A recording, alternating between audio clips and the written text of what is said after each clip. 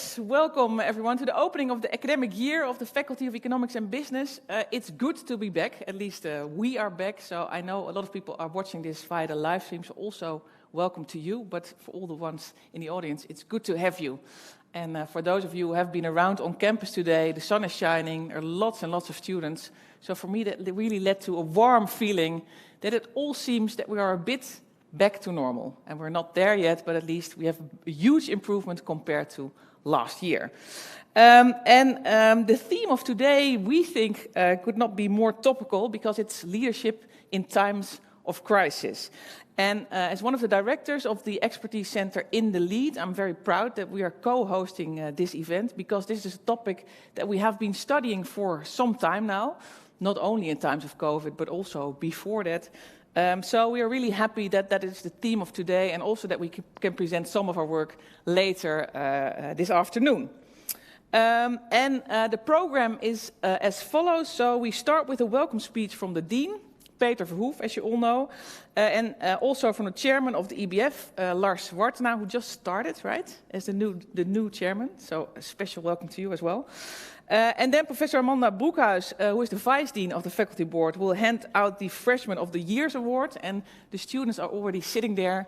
They already know they won the prize, so, but congratulations, right? So it's a good afternoon for you especially. And we are proud that our central theme, Leadership in Times of Crisis, will be kicked off by Laura van Geest, who is, and Harry Garretsen will introduce her, but who currently is the chair of the executive board of the Dutch Authority for the Financial Markets, so in Dutch, the AFM. And then we will have a panel discussion, not only with Laura van Geest, but also with André Postema, who is the chair of the board of the Martini Hospital and an alumnus. So we're also very happy that you are here, back here after 30 years, you just told me. And Professor Harry Garretsen, who is also a co-director of In the Lead. And for the people at home, you will be able to send in some questions in the live stream as well when you want to join in with the panel discussion. But I'll explain that later. So now, Peter, over to you. And have a good afternoon.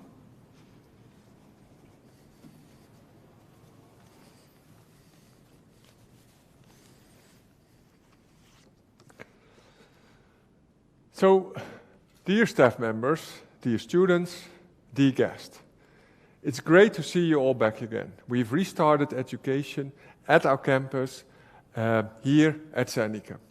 And you feel that our faculty is ficking again. It's alive and kicking, you could say. Of course, there's still a limit in group size, 75 students. So part of our education is still online, but many of our education is given offline here at our campus. And it's good that we now again have physical interactions between our students and our staff. We are a campus-based faculty where we really value interactions between students and staff members. Of course, we hope that we can do more in the coming academic year, and that measures will be further relaxed, but that remains to be seen. We would have hoped to organize a kind of welcome back meeting, a reconnect meeting, where we could meet each other again as staff members. That is unfortunately not possible, but maybe again a hope, there's a lot of hopes today, that will be organized later on in this year, because it is important that we meet each other as staff members again. Today, we also still look back at the COVID pandemic. And we're still in the COVID pandemic, although some people say it's becoming an endemic. Let's say I'm not a medical expert, I'm a professor in marketing, so I try to stay away from these kind of evaluation. As a board, we've tried to manage the faculty in a good way, because this crisis was really unprecedented with strong let's say, impact on society, our university, our faculty, our students, and our staff. So we tried as a board to manage our faculty in a good way. First, we did that through crisis management. So it's in the first phase. This was really new to all of us. At some point, it became a bit more stable, and we tried to navigate our faculty through this crisis. It looks like that we're now in a stage of recovery. So how can we recover from this, and how can we learn from this crisis and take the experiences with us? As a board, we also experience that leadership in a crisis is different than normal leadership. And as a board, we were only 6 months in place, and at once there was COVID-19. So it was, in the end, a kind of roller coaster sometimes. And we therefore also very happy today that Professor Harry Garretts and Janka Stoker from the Center for Expertise in the Lead are organizing this session about leadership during times of crisis. Of course, not only about the COVID pandemic, but also in other crises, such as the financial crisis we've seen before. In the past year, or actually I must say in the past 6 months, as a board, we've strongly invested in our faculty. We have hired many new staff members. If we look at our financial plan, the projections are that in 2020 we had 512 employees, staff members. We will move to 565 staff members in 2022. That is a large increase, and we hope that by this way we can cope with the increase in student numbers, but also that we can reduce working pressure for our staff members. That's a very important task for our faculty. In the past year, despite managing this crisis, we also have written a new strategic plan. And in this strategic plan, we try to position ourselves on 5 societal relevant themes. But we also have all kind of other measures for our faculty on research, education, impact, and our organization. For example, we're about to finish the academic education track. With this academic education track, we want to really signal that education quality and education innovation is very important for our faculty.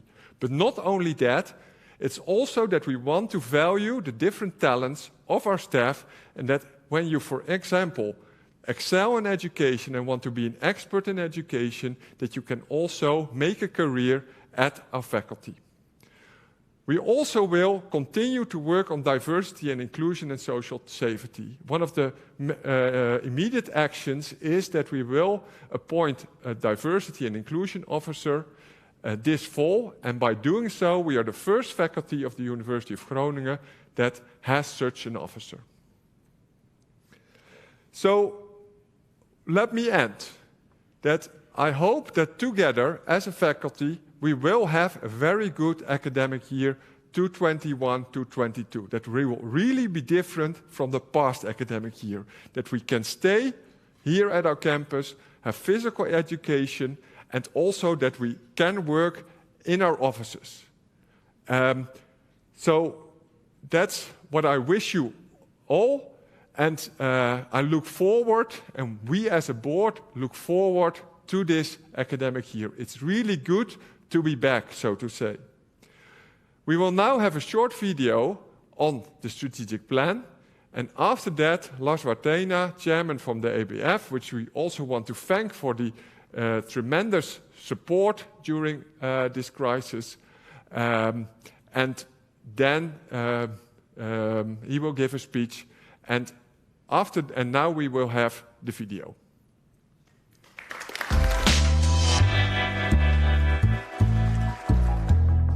In a rapidly changing world, we are committed to empower our students with knowledge and skills and conduct high-quality research within the economics and business disciplines. In addition, we focus our research on emerging societal challenges, such as health society, digitalization and artificial intelligence, leadership and governance, future prosperity and sustainability, energy transition and climate change. We want to be active, visible and connected with the northern region of the Netherlands, while retaining our strong national and international focus.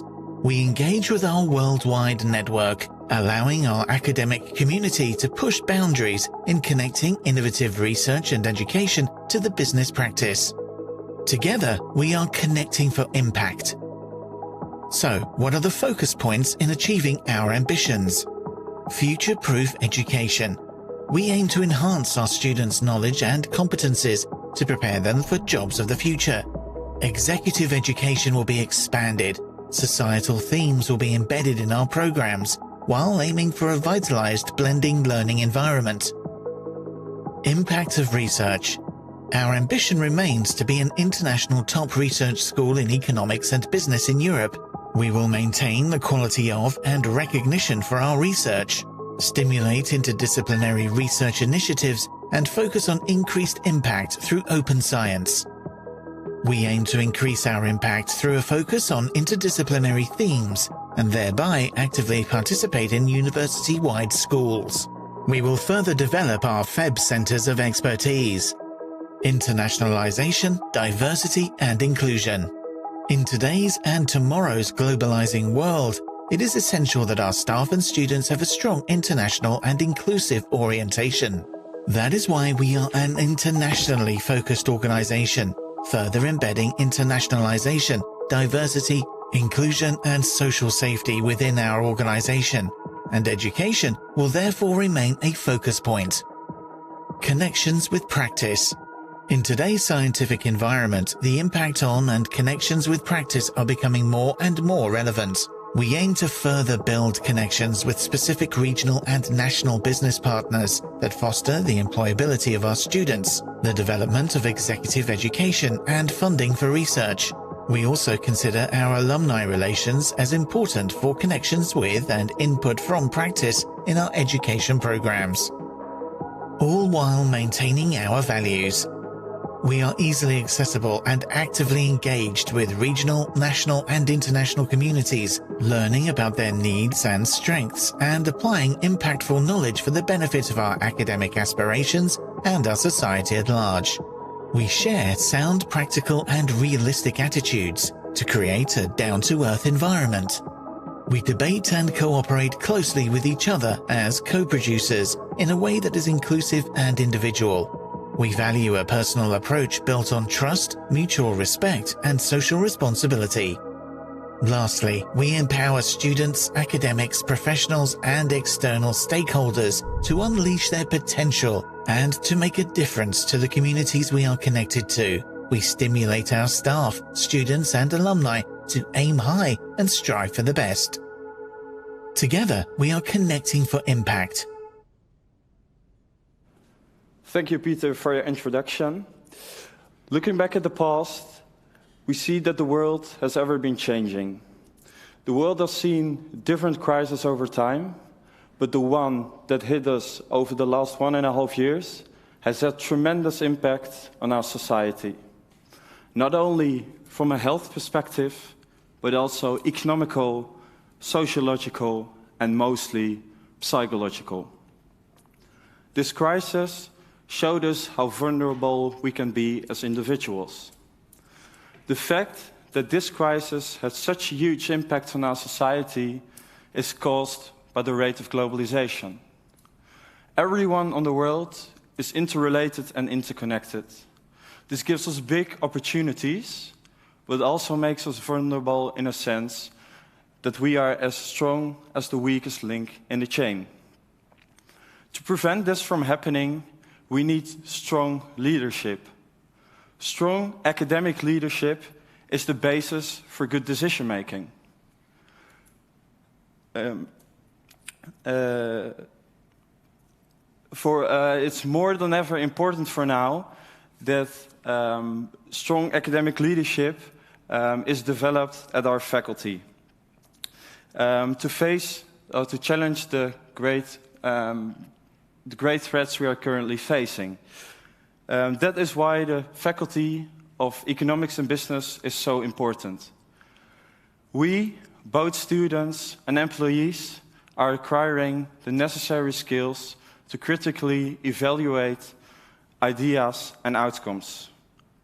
Besides, the EBF gives us students the possibilities to develop ourselves in a social context, such as how to interact with other cultures and how to work together in groups properly.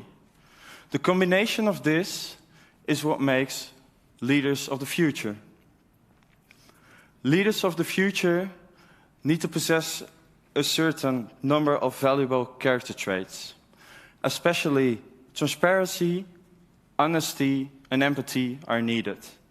These are the essential traits to credibility, which is used to unite people.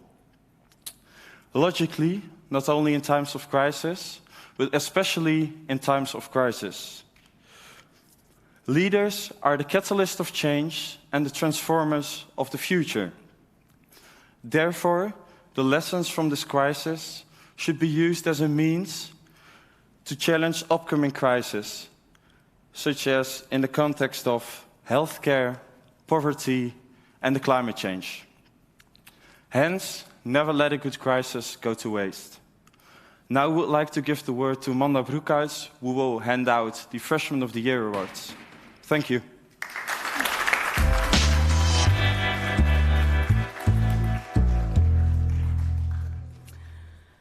Well, thank you, Lars, for this inspiring speech. Thank you very much. I agree that with our education, we can contribute to the leaders of the future. And it was already mentioned in the short video, but I'm very proud that in the next academic years, we will start, and with we, I mean our staff, our students, and also important stakeholders, to reflect on our programs and to make plans so that we can integrate those, for instance, those societally relevant themes also in all our programs. And we will also do some reflection on portfolio level. So look at our portfolio of bachelor's and master's programs. One personal remark about leadership, and I know the full board will join me in this opinion. I experienced that leadership is much easier in a very professional organization as our own faculty, where staff has shown and continues to show great flexibility, perseverance, and commitment. And we would like to thank you all for your dedication and your really hard work in the past academic year. We also like to thank our students because they really had to adapt to new and quite unfamiliar teaching circumstances. And they did a great job, and they also showed sometimes patience, and we appreciate that a lot. So many thanks to students as well. But now it's time to put 4 of our students in the limelight. Each year we grant the title of Freshman of the Year to the best performing first-year students in the 4 bachelor programs. And in this procedure, best performing is defined by their academic performance. So these students had the highest average grade of all students, and they finished their first-year bachelor year in 1 academic year. So I think that's a great achievement, especially in the past year where they had to deal with these circumstances. So I think they also have shown great competencies in adapting and coping with these circumstances. I start with the ceremony, and I would like to ask the first freshman to get on stage, and please give them a really big applause. We are not with that many, so I think you have to applaud twice as loud as you can. The first freshman, and that's the student of the bachelor program Bedrijfskunde, Kim van Bergelen. And now I put on my glasses for sure to make sure not...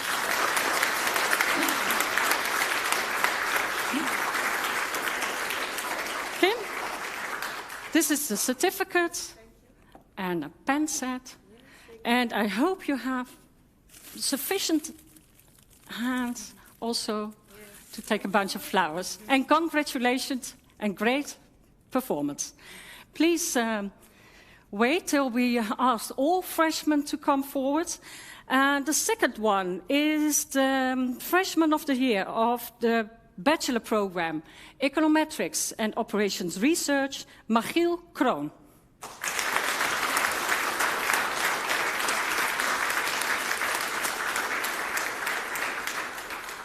And now I think I made a mistake. Because they put a few of the certificates there, and here definitely Kim's name is on it. I'm sorry. And Magiel, this is yours. Congratulations. And the pen set. And also for you, the flowers. Congratulations.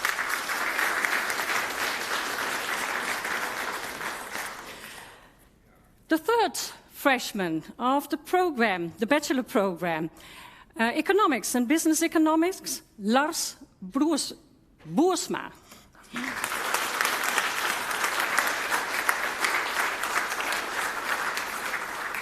Congratulations to you too. Yes, we can't shake hands. I saw that you want that, but we can't do that. Thank you very much. And the last but not least freshman of the year of the bachelor program International Business, Melle Jacobsen.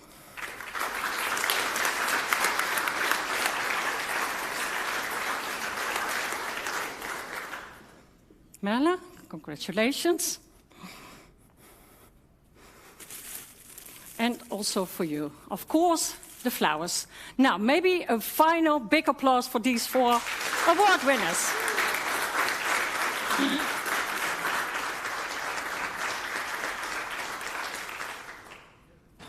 Okay.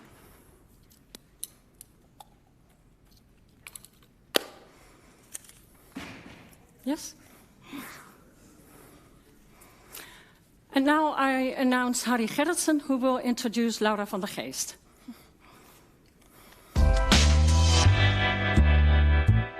Some more music.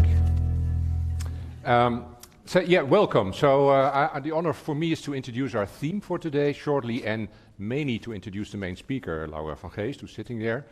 So I'll keep it short.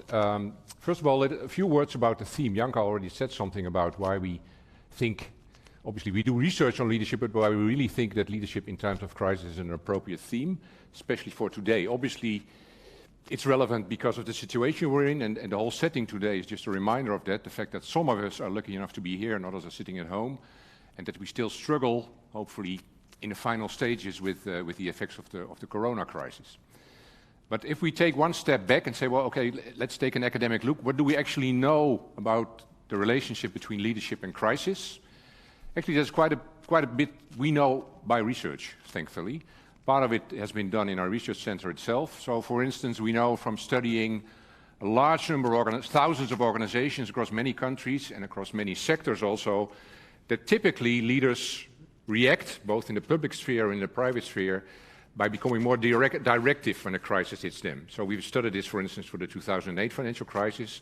And by more directive, I mean that they want to seek more control. So they give less autonomy to their subordinates, to their employees. And that's the typical reaction we observed after the financial crisis globally. Differs a bit across sectors, differs a little bit across countries, but overall this is how leaders seem to react. You might, of course, think that's a one-off. It's only one crisis. But we also studied it for other crises, for instance, for the Brexit shock. So our PhD student, Wouter Vries, who's sitting, I promised to mention your name, so now I did it. He did a great study on Brexit, on the Brexit referendum, to be precise, to comparing before and after and how leaders behave and how this differs within the UK and outside the UK, and by doing clever research design like differences in differences to make an impression on the econometrics student here. And we also find there that leaders in the UK reacted by becoming more directive, over quite longer period of time. And of course you might say, okay, does that matter? I come back to that in 30 seconds. We also finally studied this for the COVID crisis already, the crisis we're in today. And there we find too, that initially, so in the first lockdown period, March, June last year, seems like a long time ago, but still quite recent obviously, that leaders reacted by becoming more directive, by seeking more control, giving less autonomy to their workers or employees. Is the COVID crisis different? Yes, we see that this reaction, which we typically find by becoming more directive, seeking more control, kind of quickly died off in the COVID crisis, and that's because we think, and we investigated as well, that the COVID crisis is special in many ways, right? It's not an economic crisis, thankfully, so far. It's a health crisis. But it's only a crisis which is not just external to organizations, it just doesn't hit them. It also is a crisis because internally we have suddenly had to work differently, right? And till today we do that, right? Everybody's working from home, more or less. So we have two combined crises or shocks. One is the Covet crisis as a health crisis, and we have the internal shock that people suddenly were forced to work from home. And forced is nice because then you can investigate effects, and there we find too that then this directive leadership behavior becomes less prevalent simply because leaders couldn't do it anymore, right? They were at distance from their workers, so they had to be engaged in different types of behavior. So the clock is ticking. I still have 1 more minute, which means that I'll move to the introduction of Laura van Geest, because, of course, you could say crises are very important, but crises are more like an example of systemic change. And we face all kinds of societal challenges. They were in the clip of the faculty, sustainability crisis, or the need to change, the need to reform the health sector, all kinds of big changes which are upon us, it seems, right? So can a crisis help? And Lars said, never waste a good crisis, right?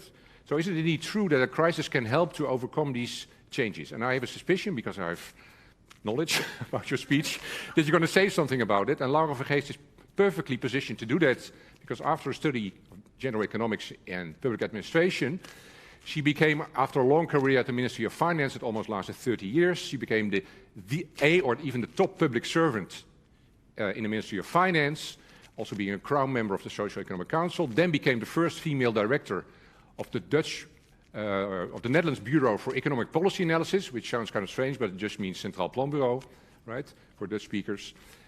Doing that for 7 years, and right just almost weeks before just a few days before the corona crisis kicked off, you moved to a new job, chair of the executive board of the Dutch Financial Authority for Financial Markets, the AFM.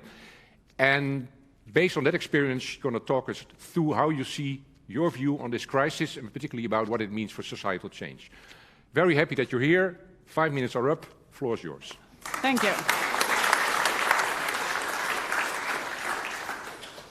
Well, let me start off with saying that I'm really happy to be here, because this is my very first live performance as a director, or as the chair of the AFM. And I've already been 1.5 years in the job. Now, the audience had to be limited, at least live, but it's a start, and truly I've been looking forward to this. Now, it's also, I think, not only great for me, but also great for all of us, because having this meeting suggests that the COVID pandemic has become slightly more manageable. That, dare I say it, things might be getting back to normal. But will we really get back to normal? At the outset of the corona pandemic, big words were used. The Great Reset, building back better, never waste a good crisis. We all use the same quote by Churchill, I think. So what will it be? More of the same or a giant leap forward? Well, I don't know. As director of the CPB, the Economic Forecaster of the Netherlands, I quite often use the quote, "It's difficult to predict, especially the future." And I'll recycle the quote here today. What I can and will do is discuss the process of change and whether crisis will help or hinder to get things done. Giving you the subtitles for when the future unfolds, or even better, the tools to change the future you would otherwise be looking at. After all, the best way to predict the future is to create it yourself.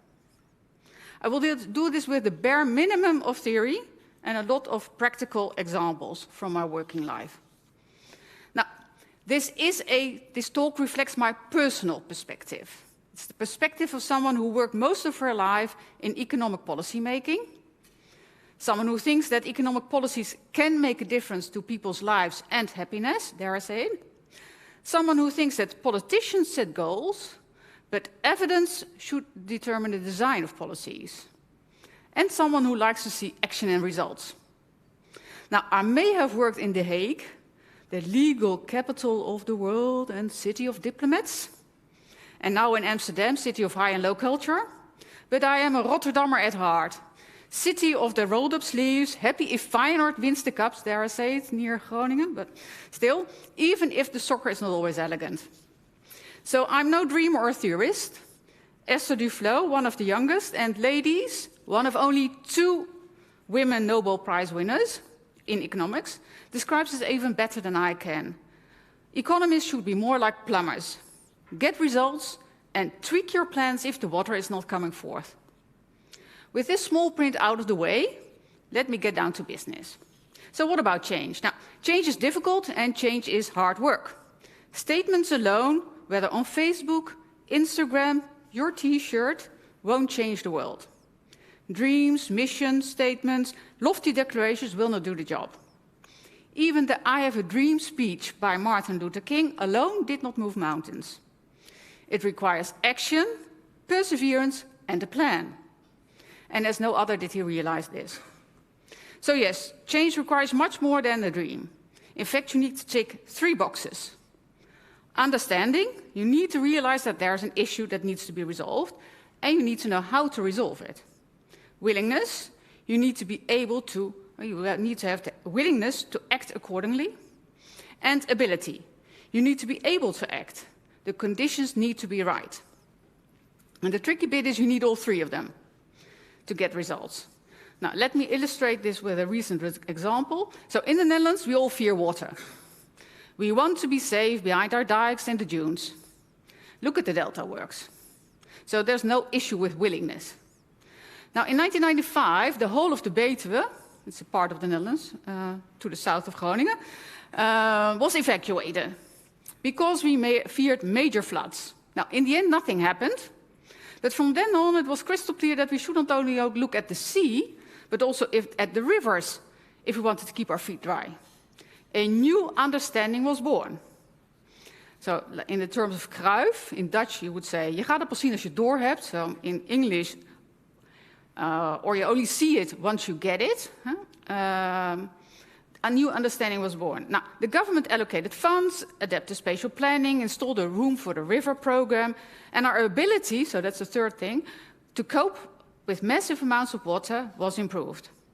Now, this summer, there were still floods in Limburg, even further south in the Netherlands, for those who are not familiar with our country. But I think we were far better able to weather the floods than, say, Germany or Belgium. And that was because we had better prepared ourselves. To sum up, the tree of understanding, willingness, and ability determines the success of any change or reform process. To do-gooders, I say it's not enough to have a dream.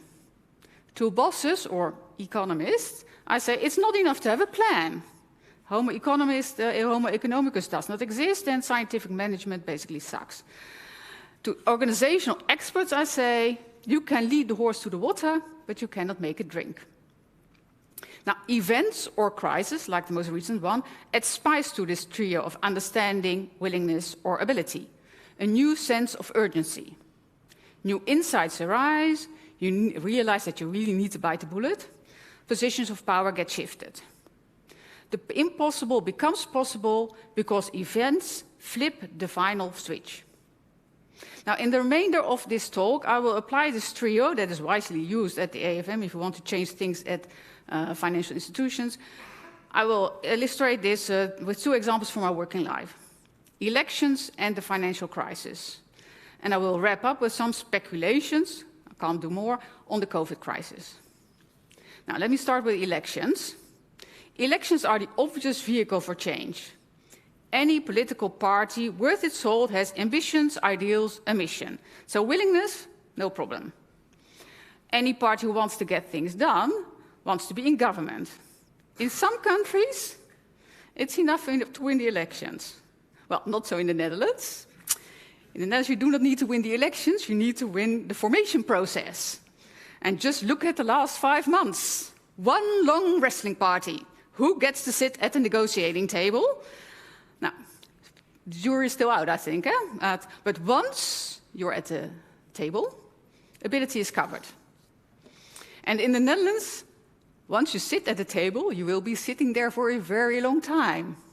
Well, Belgium holds the record, but who knows? We might be getting there as the Dutch. Now, and why is that? Well, parties have to make compromises. It's one long series of give and take. Your support for this topic in return for my support for your favorite topic. But even then, getting your priority in the text of the coalition agreement is not enough to get things done on the ground. There's a very big gap between lofty goals like solving the housing problem. Who wouldn't like to do that? Solving the NOx crisis. or resolutions to the agenda court case, and concrete results. Just look at the newspapers, we're far from it. Now, at the Ministry of Finance, we always said there are two kinds of readers of a coalition agreement. Those that read the romantic main text, the dream, the mission, the vision, and those that focused on the more prosaic end, the financial annex and the measures and budgets. Let me tell you, prose wins down, hands down, every time from probity. At least if you're interested in getting anything done. Once you're in the annex, you can be confident that you've ticked the final box, understanding, so willingness. You know what as a party what you want, you get at the table, you're able, but understanding means not only wanting to solve the problem, but knowing how to get it done. You understand, at the ministry, we always headed straight for the plumbing in the annex. Now, the interesting question is, of course, how do you get at specific proposals? Now, in the Netherlands, we are very low on think tanks, unlike the US, and low on party-affiliated scientific councils, unlike Germany. In the Netherlands, the production of specific policy proposals is outsourced to the civil service in dedicated projects, to independent committees like the Borslab Committee on the Labour Market, and to the planning bureaus, so like the CPB. And because these groups need to deliver technical proposals, they tend to deliver evidence-based measures. In other words, plumbers at work. Now, what do these groups produce? What does #hoe dan, the famous phrase of Lubach, or #how, look like? Now, let me give an example. Last year, I chaired the interdepartmental, big word, study group on the Green Deal, and they covered the question, what could the next government do to deal with the new climate plans of the Commission? Now, we produced a report called Destination Paris, romantic name, with 64 memos with very detailed policy proposals, varying from carbon capture storage for the industry or reduction of the livestock.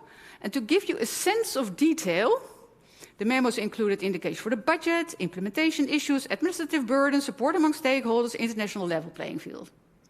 I was very happy to hear that the report was already used in the last budgetary discussions in August. Well, 3 lines of reasoning, so 46, 64 memos, 3 lines of reasoning to certify the Commission's target for 2030 and 2050, and a checklist with, my personal favorite, with 23 concrete questions that political parties at the negotiating table should answer to get a comprehensive solution to the issue. Our report did not contain advice, but it did showcase policy options covering the full political spectrum and an agenda to discuss the issue. Now, you may be skeptical. Is this really important? Let me tell you, yes, it is. And not only because I was the chair of this group. The last coalition agreement only contained goals for the climate package. It did not feature any specific proposals. Why? Well, basically because there was no menu of fleshed out climate policy options available. So instead, they just announced a new round of negotiations with stakeholders. Now, the climate agreement was the result. It took 2 years to negotiate, and implementation is far from complete. And it was this experience that led to the study group. Let's make sure that this time around all the material is there once the coalition negotiations start. Hopefully sometime soon. Now, a final note to lobbyists, NGOs, and other people with dreams or interests. If you want to change things, you need to get your policy proposals into a party platform. 75% of a coalition agreement features in election platforms. Letters to the informateur or the formateur, they end up in the archives, but they are never read. To summarize, understanding willingness to come together in election platforms. Elections create the opportunity to capitalize on them, if you are lucky to get a seat at the formation table. Those involved in the new coalition will need to insert specific plans into the coalition agreement. Once implemented, policy is changed and, hopefully, goals are achieved. Now, a crisis may shift the perspective, and if you have your policy proposals already handy, you can capitalize on that and insert them. Luck is the meeting of opportunity and preparation, in the words of the old Roman Seneca, something to remember if we enter a new era of minority governments in the Netherlands. Now, let me now turn to the banking union and a sip of water. Oops.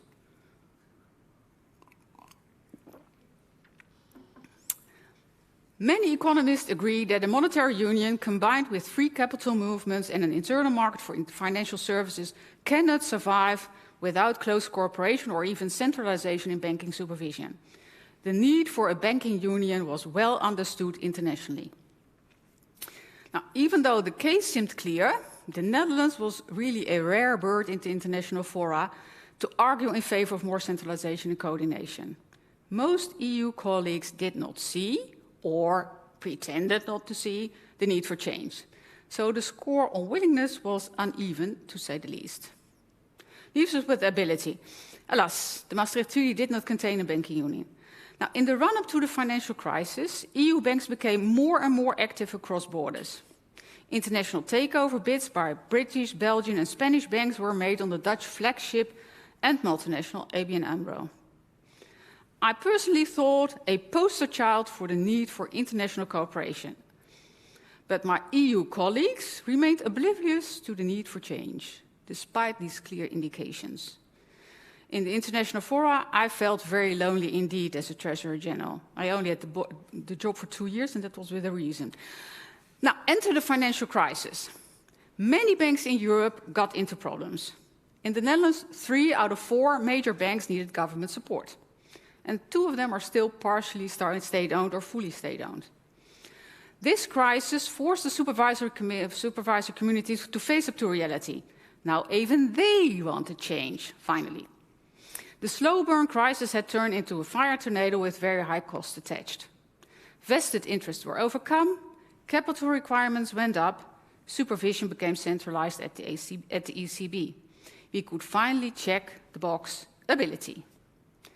Now, when in dire straits, much becomes negotiable, and often at turbo speed. But once the immediate stress disappears or is alleviated, progress becomes far harder. Look at the banking union. It's still incomplete, more than a decade after the financial and euro crisis.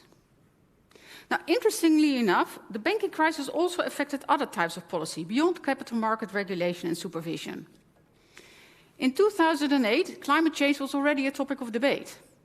The blockbuster documentary An Inconvenient Truth of 2006, Al Gore, had managed to push the topic finally to the top of the political agenda.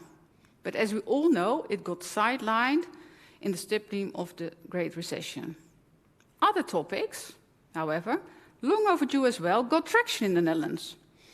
The famous mortgage interest rate deductibility got trimmed, and the retirement age was raised. Again, no-brainers as far as economists were concerned, but political dynamite for a very, very long time. Why did this change this time? First, society was ready. The mood in the land had changed. I know politicians are supposed to lead the nation, but on occasion, they do little more than follow, I sometimes think. And secondly, practical design issues, the plumbing had been tackled beforehand. So my lessons for so far, people find it difficult to address slow burn crisis, and they will generally only act after the eruption, when it is inevitable. So if you see a risk, prepare the ground in debates, underpinned with a concrete plan. And sometimes a crisis can upset the status quo and enable progress in an adjacent field, but only if you have your policy proposals at your fingertips. So what about the COVID crisis? Now, like I said at the outset, forecasting is difficult, especially in the future, but the least we can say is that the COVID pandemic is definitely an event that could help to move mountains. Now, let me give you my list of possible cracks. Time will tell whether they will have been fundamental to the future, whether people will have seized the opportunity to change the course of events. The future is ours, or perhaps better yours, to make after all. Now, first, the frequency of pandemics seems on the rise. This raises the need for deeper understanding why. Is the way we are dealing with nature an example of a slow burn crisis, waiting to blow up in our faces? Some say that the unnatural close contact between people, livestock, and wildlife increases the risk of dangerous diseases. With sizable costs of the pandemic, will the sizable costs of the pandemic lead to a greater willingness to protect forests and natural habitats. The pandemic demonstrated the extensive nature of our trading networks. Harry also referred to it. With its long global value chains and its just-in-time delivery. Do we need to rethink the balance between efficiency and self-reliance, or was the end result still adequate after all? And if we want to change this, are we willing to pay the price? During the pandemic, well-known weaknesses in the Dutch social benefit system became even more glaring. The self-employed and flex workers, those most in need, proved the most difficult to reach for the government. This topic has been very long on the Dutch policy agenda, but it has been very difficult to get a deal. Even Rotterdammer and dealmaker Wouter Koolmees did not succeed. After a decade, or perhaps even more than a decade of understanding, will the pandemic flip the button and enable a deal that will fly this time? The lockdown presented us with a unique learning experience, working from home. If you had presented this option to a compliance officer, they would probably have advised against it. But with no alternative, you take the jump. Meetings became virtual, both nationally and internationally. So, will hybrid working become the new norm? How will we balance the advantages of less travel and commutes, less pollution and congestion, a better work-life balance with concerns on compliance, integrity, productivity, and quality control? Now, on a different note, the pandemic crisis did not put the climate crisis from the top of the list of policy priorities this time. Let's see what the next UN conference in 2026 in Glasgow will bring. I'm getting to a conclusion. The world changes all the time. In order to get the change you want, you need to put in hours. Just having a dream is not enough. You need specific plans. And the conditions need to be right. Events or crises provide window of opportunities. They can shift present ideas of understanding, create a willingness to accept the inevitable, and upset the existing power structure, enabling a push-through of reforms. A crisis can also provide an opportunity to change things in adjacent fields. But dreams, hopes, visions are necessary fuel to come up with new ideas and proposals. But in the world of policy, you also need practical plumbing to get change on the ground. Luck is preparation, meeting opportunity, spotting the opportunity when it presents itself, capitalizing on ideas you have prepared in advance. Let me tell you, being a plumber is great fun. Being 30 years at the Ministry of Finance, okay, but it was really nice. Translating vague wishes into practical policies that might actually change things and change the lives of people is really rewarding. So I would say, go for it. Thank you.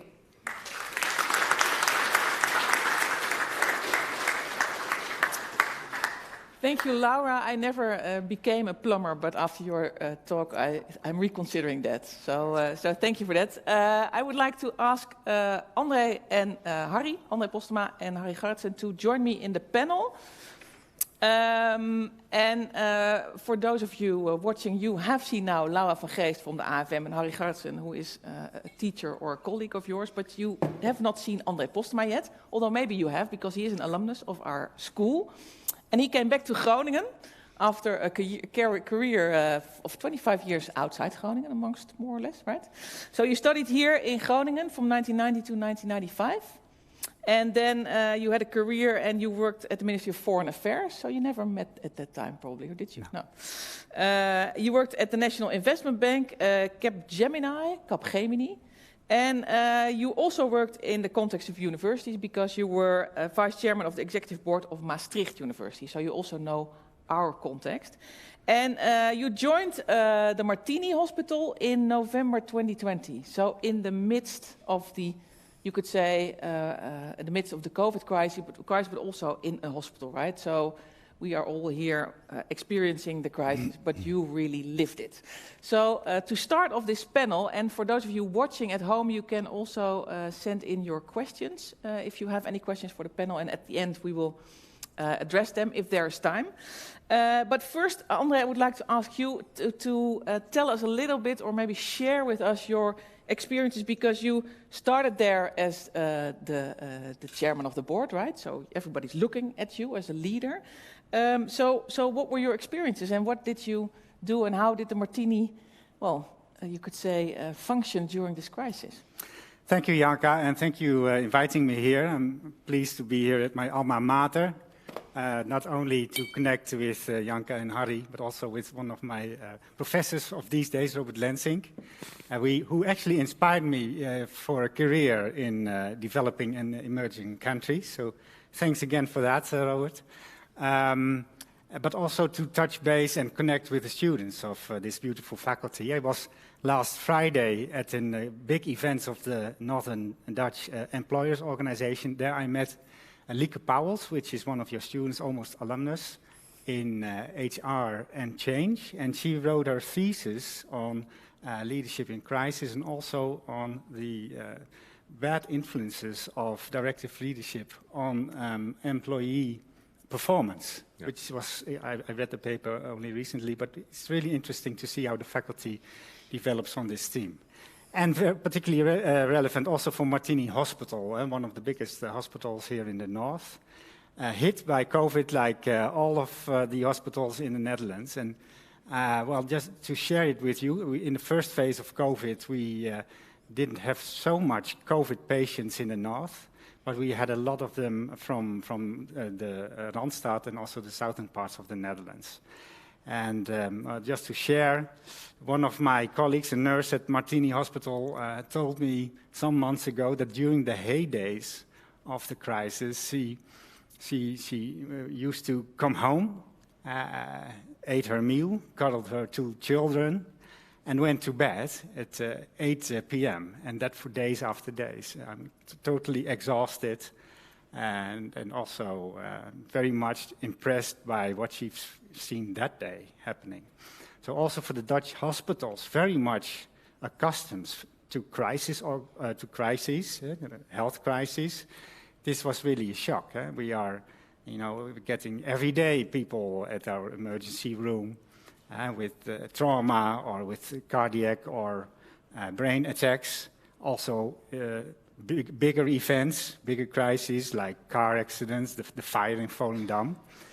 But this was really something else, and particularly because it was such a new disease, we didn't know what the course of the disease was, how to treat it, how to protect ourselves, patients, family. So that was really what made it so different. And the other thing is, of course, that it took so long. It was not a crisis of 1 or 2 days, or a week or a month, but as we all know, 1.5 years.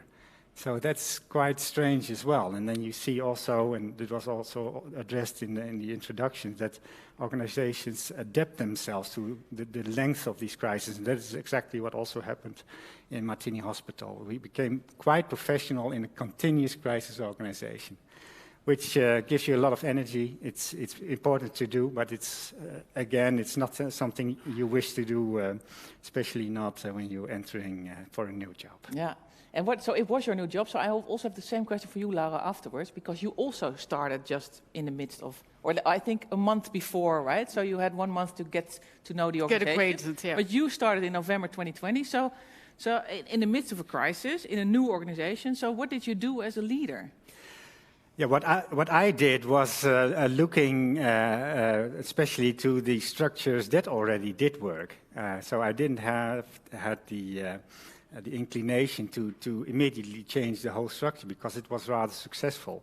For instance, our crisis management team was led by my direct colleague, Tom Thibos, and he did an excellent job. So I didn't have the inclination to step in and to substitute one of the best persons in the hospital already. So I really tried to look at the successful pathways in the hospital. And of course, also try to stimulate the extras that had to be done as well. Okay. And how was it for you, Laura? Because you started 1st of February, right? Yeah. So a month before the COVID crisis started. Yeah, so I was 6 weeks in the office, so I had managed to get better acquainted with my direct immediate colleagues and the first level of management. And then the crisis hit. And in our case, some of the crisis was, of course, in the financial markets. So we did have to undertake our supervisory activities. And on the other hand, of course, the AFM is also, it's like a bureaucracy. So they need all the personnel needed to get to be able to work at home. So these were the two challenges that came. And basically what I did was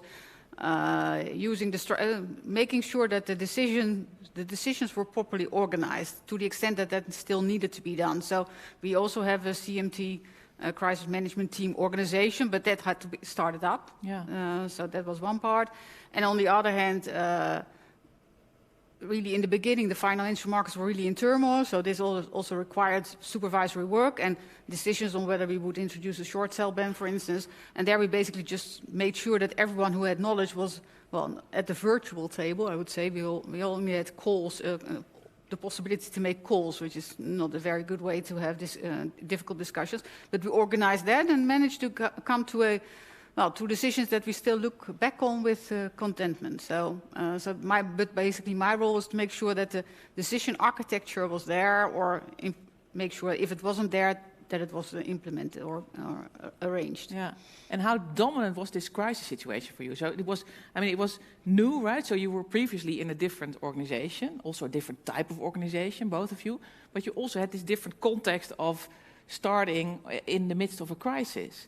So did you, basically, how much time did you spend on the crisis? Or can you tell us a little bit about that? Was it all crisis? Or could you just say, okay, in your case, Ton Tiebels, you're doing the crisis management. I'm just starting with a new job, just as I would have done without the COVID crisis? No, certainly not. But then again, it is also important, also for the organization, not to only focus on the ongoing crisis, but also to look ahead for the day after or the week after. But then again, for us, actually, the crisis was not only as such COVID, but as we all know, also the fact that we could not serve the regular patients, which was very frustrating for all of us in Martini Hospital. And to try to combine these two, the COVID, very contagious patient streams, and the regular healthcare for your normal health streams. And well, of course, I put a lot of effort in making that combination as productive as possible.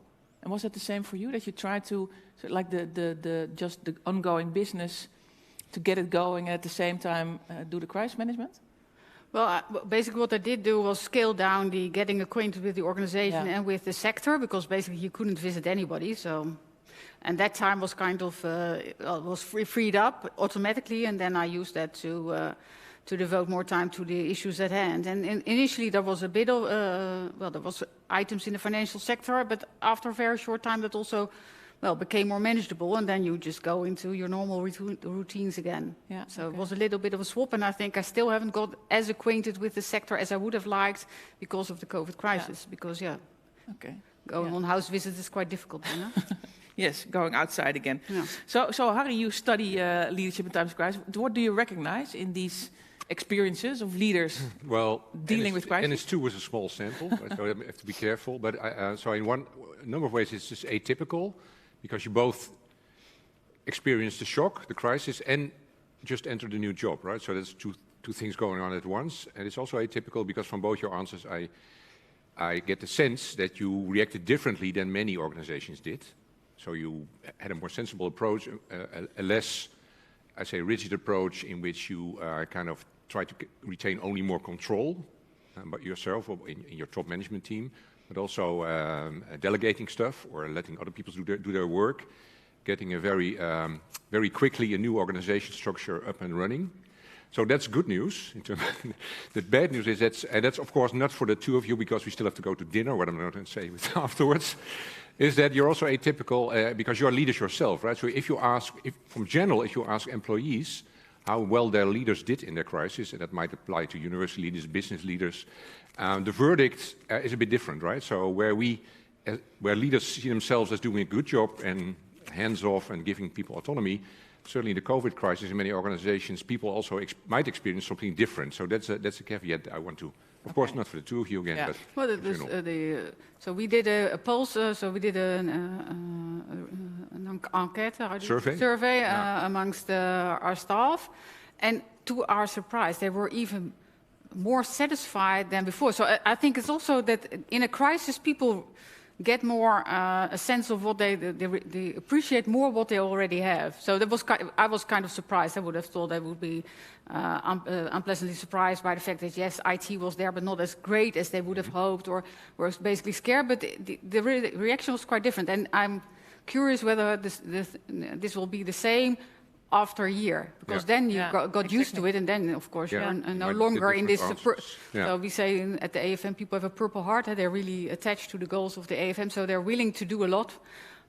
So this also makes them more lenient, I think, in the beginning at least. Okay. So that's a nice bridge to the next topic, because we also want to look forward, right? And this hybrid working, or you could say the new way of working, as some people call it, is also something that you have to deal with, I think, even in the hospital, right? With people in the staff functions have to work from home. Yes, people in staff functions, evidently, the medical doctors and nurses, obviously, and also facility services had to be on location. But to be honestly, what also happened is not only hybrid working, but also hybrid healthcare. Yeah. So that means that we did a lot of video consults. There was a lot of apps that were introduced for continuous monitoring, for direct contact with your doctor. So actually, a lot of Dutch hospitals became hybrid themselves, also during COVID. It's very interesting to see what will be the next step, whether there will be a next step and what it will be. Yeah, so what do you think? What do you expect? Yeah, it's necessary. It's the only way to go. Because patients and their families expect it. They really, on average, they really appreciate, if possible, to be treated at home. And in the second place, we have to do it because of budgetary and labor market reasons. So it's essential, I would say. Yeah. Okay, so hybrid working is here to stay, also for hospitals? Yeah, and then, of course, also for the doctors and the nurses, that are now so much bound to the location. If this digital or virtual hospital is built in the future, that also would influence their work also on this location. So those are really interesting topics also to study. Yeah. And for you, how is it at AFM? Are people still working from home? Yes, well, we have the 1.5 meters office, so a limited number of people, so up to a third are allowed in. Until the 20th, and we have new news. And I think on average people, I think they come in once a week, once every 2 weeks. But this was voluntary, so it's not required.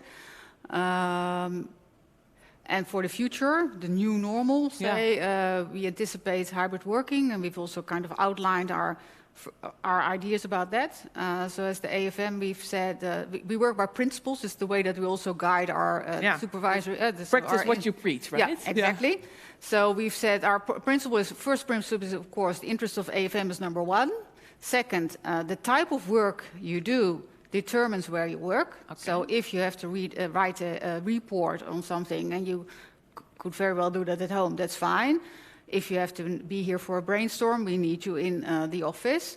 And we've stated as an expectation that we would assume that people would be in the office, say, 2 to 3 days a week. Not a requirement, so we haven't said you need to be there for 50% or something, but this is our expectation. And then at the level of the teams, people make decisions. So I think most teams have said we pick one day in the week that we as a team will be there, because that makes it easier to have brainstorms and practical things. So that's basically what we've said. Now, and the idea is, of course, whether this will work in practice. And I think that's also important what you say as the management or as the board. If you say this, but then say, well, but I want you here every day, or people get the sense that only when they are in the office they are seen and get promoted, then of course everyone ends up in the office. So and we have to what you don't want, So we have to be consistent in this, not only having these principles and preaching them, but also walk the talk. Yeah, and that might be an interesting situation for studying this, right? Do you already have some ideas about this from an academic perspective? I'm supposed to say yes. No, you can also say we're thinking. It's a very good question. Also, indeed, quite difficult, because so far, coming out of this crisis, we were forced to do a number of things, or still are forced to do a number of things, work from home. And the interesting thing looking forward is that when it becomes more of a choice for organizations what to do. And then hybrid is a kind of solution. You might say it's anything between not totally working at home or not doing it. Anything is hybrid is kind of in between. It's also a lazy answer as such because it's very context specific. And the two of you already illustrated. Depends on the type of organization. So hospitals are very different from the AFM. Depends on the type of work you're doing. Do you write a report or not? Or are you doing healthcare work or not? So without making it context specific, it's very hard to say whether it works. And we need to think a lot more, study this a lot more, because we now think we've learned a lot, but this was in an enforced situation. So the situation we luckily now move into when it becomes more of a choice. So the hard work is still then to find out for each and every organization what really works, and we still are a long way off to finding that out. But these are two examples that people at least are thinking about it in a clever way. Yeah, okay, thank you. Looking at the audience, are there any questions for the panel? Yeah, there's a question over there, and you're in the middle, and so that means that the mic is now going there. So please wait one moment, because otherwise people at home won't hear your question. So, yeah, you'll manage. Here in the middle. Hi, can everyone hear me? Yeah. Okay, cool. Hi, I'm Niels, and I'm the vice chairman of the EBF. And as my colleague Lars said in his speech, never let a good crisis go to waste. What is the thing you learned most on a leadership level from this crisis? To Laura and André, I expect, right? Yeah. Okay. Who wants to start? The best lesson learned. Yeah, well, I already said something about this distinction between directive and participative leadership. So that's, I think, extremely important also in crisis to do the things with your team, group, organization and not put yourself too much in the limelight. But the other three things that I would say is stay connected with your team and your organization. Ask for help, very important. And the third thing is stay healthy. Yeah, you also for Dutch politicians, you see it. It's amazing how many got sick during the crisis, and it's. I mean, that's not a good thing, not for themselves, but also for their organization. So this notion of being a healthy leader is quite important, I would say. Yes, great, thank you, Laura. Well, I think trust the wisdom of the crowds and trust the people that are already there. Because I entered the AFM, I was 6 weeks in the office, so I wasn't able to get control. That might have been my first response normally, but I wasn't able to, and I've realized that this works out fine. Because I think, like I said, most of our employees were quite happy going by the Pulse survey. But that is, I think, a credit to the managers who kept in touch and had created all kinds of new working forms to keep in touch with their team members. And I think that helped. And that was not something that we designed at the top. But basically we said, well, keep in touch with. And they came up with all kinds of creative ideas to go forward. So I think... I think that's the best lesson I can share, at least, with people, because that's something we can all apply, I think. Thank you.